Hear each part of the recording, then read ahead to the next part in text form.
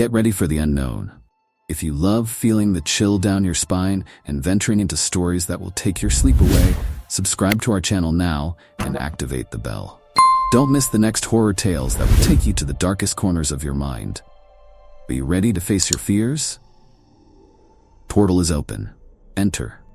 Alice had always been fascinated by antiques, believing that old objects carried lost stories.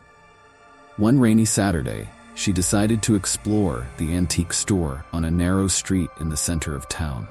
As she walked among the shelves full of relics, something at the back of the store caught her eye. An antique mirror with a frame so detailed that it seemed alive. The faces carved into the frame seemed to contort, but Alice ignored the discomfort it caused her. Perfect for my living room, she thought, imagining how the piece would be the highlight of her apartment. The store owner, an elderly man with a stern expression, looked at Alice with concern when she asked for the mirror. "Are you sure?" he asked, his voice deep and hesitant. "That mirror carries a dark history." Alice laughed, thinking it was just an attempt to make the object more attractive by feeding the mystery around it. "I don't believe in superstitions," she replied with a smile. "I want to take it." That same afternoon, the mirror was delivered to her apartment. Alice positioned it on the living room wall, exactly as she had imagined. In the evening, while relaxing on the sofa, she noticed something strange in the reflection. For a brief second, she saw a shadow moving behind her. But when she turned around, there was nothing.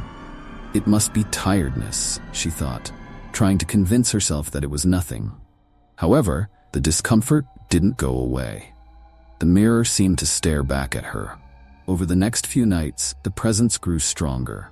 Whenever Alice passed the mirror, she had the impression that the reflection didn't exactly match her movements. It was as if a shadow, a strange silhouette, was lurking there. And then, in the early hours of the third day, Alice woke up to the sound of whispers coming from the living room. Her legs trembled as she approached the mirror. And as she stared into it, her heart raced. Something was on the other side, watching. Alice avoided the mirror during the day, but the nights became unbearable.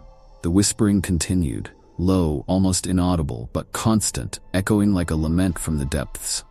Every time she approached the mirror, she felt the air around her become heavier, as if an invisible presence was trying to break through the surface. One night, when she couldn't stand it any longer, she covered the mirror with a sheet. She thought she could regain her peace. That same night, the whispers became screams. Alice woke up startled and ran into the living room.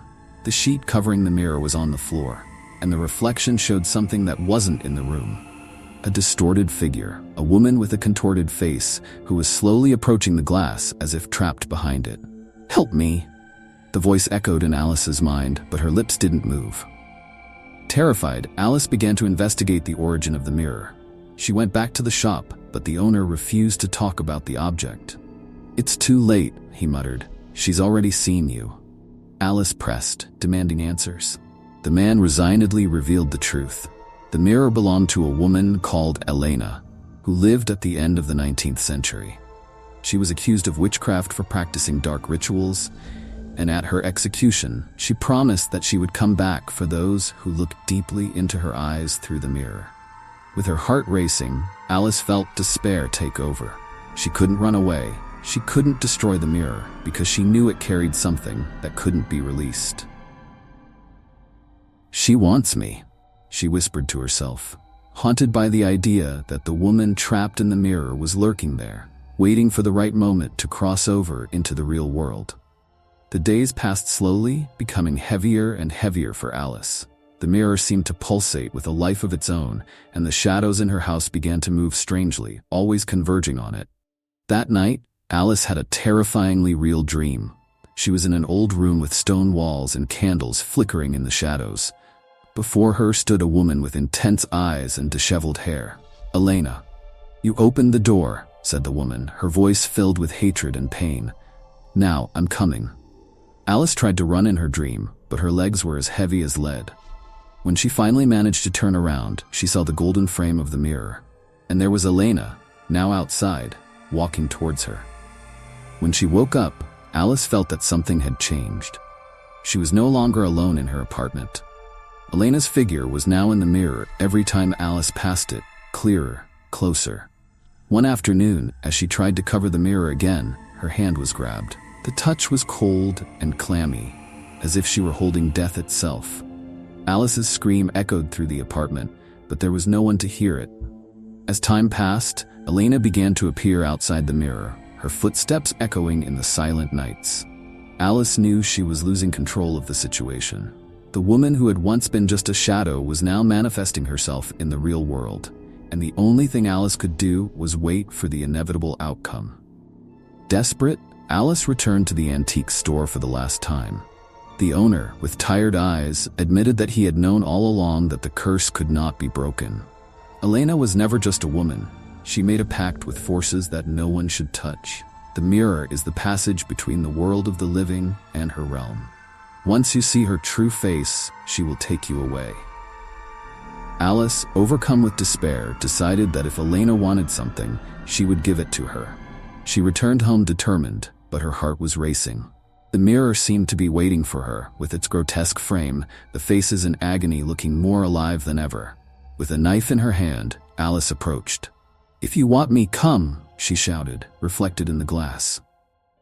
For a moment, everything was silent. Suddenly, the mirror shuddered, and the liquid surface of the glass distorted.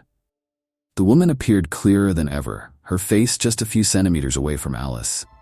Elena smiled, stretched out her hand, and reached through the glass. The touch was as cold as ice, and Alice felt her vision darken as she was pulled inside. Her body fell to the floor, but her soul was sucked into Elena's realm, trapped forever in a distorted reflection. A few days later, a new tenant arrived at Alice's apartment. As she entered the living room, her gaze was drawn to the large mirror on the wall. It was an impressive piece, old and full of detail. But there was something strange about the reflection. He felt as if a shadow was watching him, almost invisibly. He moved closer, curious. "This will look perfect in my living room," he thought. Little did he know that, at the bottom of that mirror, Alice was watching, her eyes pleading, trapped in the same nightmare that Elena had experienced for centuries. The cycle continued, and the next person to look deeply into the mirror would also be consumed. In the reflection, a new face was writhing in agony, silently waiting for its next victim. The new tenant, Daniel, didn't know that the piece that now adorned his living room carried such a dark past. On the first night, he noticed something peculiar. The mirror seemed to absorb the little light the room offered, leaving the room shrouded in an oppressive gloom. He ignored it, thinking it was just the apartment's poor lighting. But on the second night, while resting on the sofa, something bothered him. He could have sworn he saw a silhouette moving behind him, reflected in the mirror. He jumped up and looked around, his heart racing, but the room was empty. When he faced the mirror again for a brief second, he noticed something disturbing. A disfigured face, with eyes that seemed to be screaming for help. Daniel blinked, and the image disappeared, leaving only his own reflection. "I must be tired," he muttered to himself, trying to dispel the discomfort that was settling in his mind. But on the third night, the terror began to take shape. As he slept, Daniel woke up to a low sound, as if something was whispering in his ear. He opened his eyes slowly, and as he turned, froze. There, standing in the corner of the room, was what appeared to be a shadowy figure, indistinct but undeniably present. Fear paralyzed him, unable to move or scream. The figure had no face, just a distorted mass of darkness. Then something much more disturbing happened. The figure slowly moved towards the mirror in the room, merging with it until it disappeared completely. In the reflection, Daniel saw the room empty again, except for one detail. The figure was now in the mirror, staring back at him with an empty, icy gaze. "This can't be happening," he whispered to himself, unaware that this was only the beginning. The next few days were a growing nightmare. Daniel began to hear voices coming from the mirror, low whispers calling his name. "Daniel, come." The voice was feminine, soft but carried an implicit threat. He refused to face the mirror directly, but he could feel its presence in every room, as if it were impossible to escape. The air around the mirror seemed heavier, the atmosphere becoming colder every night. On the fifth night, the whispering turned into something much more terrifying. He woke up to the sensation of someone slowly pulling at his covers, almost playing on his fear. When he opened his eyes, the room was empty, but the reflection in the mirror told another story. In the glass, he saw the distorted figure of Alice, the mirror's former owner, standing beside his bed. Her face was contorted in despair, her eyes full of anguish, but there was no doubt that she was asking for help. "She's here," said the voice in his mind. Daniel rushed to the mirror, now certain that something far beyond his comprehension was happening.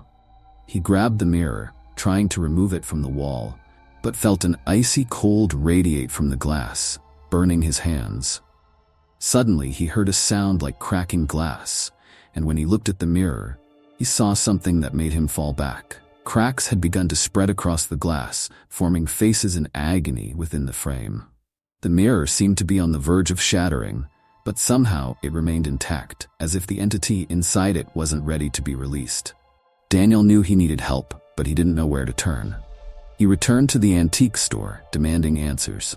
The store owner, with a grim expression, finally admitted the truth. The mirror isn't just a cursed piece.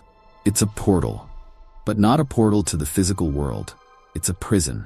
Each soul that falls under its curse is destined to be slowly consumed until its essence is completely absorbed. The revelation left Daniel breathless. "What about Alice? She's trapped in there, isn't she?" he asked, his voice trembling. The man nodded. "She wasn't the first, and she won't be the last. The mirror consumes those who stare into it long enough. If you've seen her face, it's already too late. She's trying to warn you, but she also needs a replacement to leave. And now, he's chosen you." Desperate, Daniel returned to the apartment, determined to destroy the mirror. He grabbed a hammer and struck the glass with all his might.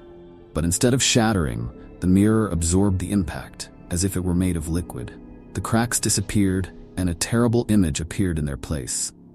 Daniel saw his own reflection, but distorted, pale, as if it were a dead version of himself, trapped on the other side. "You're next," the voice whispered, as Alice's face materialized beside him, eyes empty, hopeless. That night, the terror reached its peak. As Daniel tried to move away from the mirror, he felt an invisible force pull him closer. His legs no longer responded. He fought the urge to look directly into the glass, but it was as if something compelled him to face his fate. "If I look again, I'll be lost," he thought. But before he could resist, he was pulled back with force. His vision darkened, and suddenly he was somewhere else. The mirror no longer reflected his apartment, but a cold, oppressive void. In front of him stood Alice, now completely unrecognizable, like a distorted figure. "You've arrived," she whispered, her raspy voice echoing in the surrounding emptiness. "Now we are one. Forever."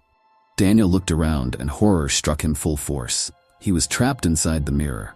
The world outside seemed distant, blurred, and distorted, while the voices of trapped souls echoed incessantly around him.